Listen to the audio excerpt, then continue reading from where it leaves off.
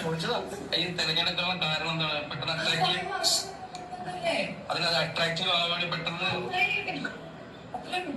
അതുകൊണ്ടാണ് ഈ ഡ്രസ്സൊക്കെ കാവ്യാക്കിയത്.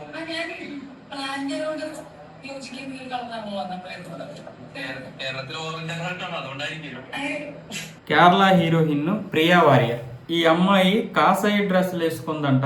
ఈ డ్రెస్సుల గురించి కూడా ప్రశ్నిస్తున్నాడు రిపోర్టర్. ఈ డ్రెస్ ఎందుకు వేసుకున్నారు, ఏమైనా ప్రత్యేకత ఉందా, లేకపోతే ఎవరికైనా ఏదైనా హింట్ ఇస్తున్నారా, అంటే బీజేపీకి ఏమైనా హింట్ ఇస్తున్నారా, బీజేపీలో జాయిన్ అవ్వబోతున్నారా, లేకపోతే బీజేపీకి ఏమైనా బ్రాండ్ అంబాసిడర్గా మారబోతున్నారా అనేది వాడి ఉద్దేశం. ఈ దేశంలో కాషాయం అనేది మన జాతీయ జెండాలో ఒక రంగు కాదు, బీజేపీ వచ్చిన తర్వాత బీజేపీకి చెందినటువంటి ఒక రంగు.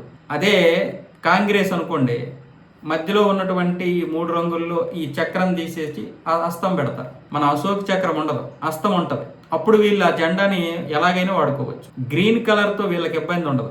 ఒక్క రిపోర్టరు ప్రశ్న అడగడు. వైట్ కలర్ వేసుకున్నా ఎవరు ప్రశ్నలు అడగరు. రాజకీయ నాయకులు అందరూ వైట్ వేసుకుంటారు కదా, మరి అది జెండాలో ఒక రంగు అనుకుంటాం మనం. శాంతికి చిహ్నం అనుకుంటాం, ప్రశాంతికి చిహ్నం అనుకుంటాం. గ్రీన్ మన ప్రకృతికి చిహ్నం, వ్యవసాయానికి చిహ్నం, మరి కొంతమంది కొన్ని రకాలుగా అనుకుంటారు. కానీ ఇక్కడ కాషాయం వేశారు అనుకోండి, అది మాత్రం మన యొక్క జెండాలో రంగు కాదు, అది బీజేపీ యొక్క జెండా. అలాగైపోయింది. మీరు హిందువులు అనుకోండి, బీజేపీకి చెందినటువంటి వారు, నిజంగా వాడు కాంగ్రెస్కే ఓటేస్తాడు, వామపక్షాలకే ఓటేస్తాడు.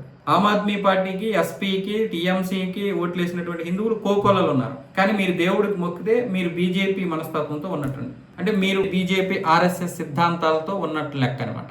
మీరు ఓట్లు వాళ్ళకి వేసినా కూడా అలాంటి మనస్తత్వంతో ఈరోజు మన ప్రతిపక్షాలు, మన మీడియా తయారైంది. అంటే మీ రిపోర్టర్ ఏ విధంగా ప్రశ్నించుకునేవ్వండి, కానీ ఇంతకుముందు కూడా ఇలాగే డ్రెస్సులు వేసుకున్నటువంటి వారిని అడుగుతున్నారు. బాలీవుడ్లో కూడా దెబ్బకి వాళ్ళు ఎందుకు వచ్చిన తలకాయ నొప్పి అని చెప్పి వాళ్ళు ఈ కలర్లకి జోలికి వెళ్ళడం లేదు.